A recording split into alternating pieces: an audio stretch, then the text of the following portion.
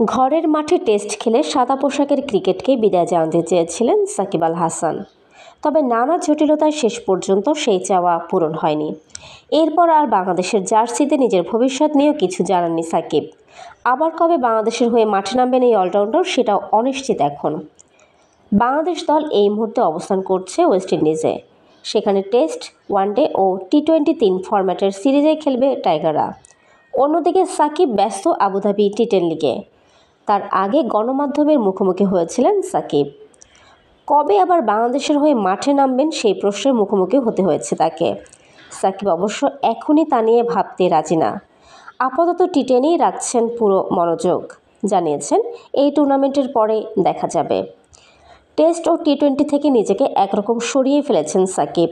তবে ওয়ানডে ফরম্যাটটা খেলে যাবার কথা সাকিবের। 2025 চ্যাম্পিয়ন্স ট্রফি খেলার ইচ্ছার কথাও জানিয়েছিলেন। তবে সেই আশা পূরণ হবে কিনা এমন প্রশ্ন করা হলেও তা এড়িয়ে যান দেশের সেরা অলরাউন্ডার।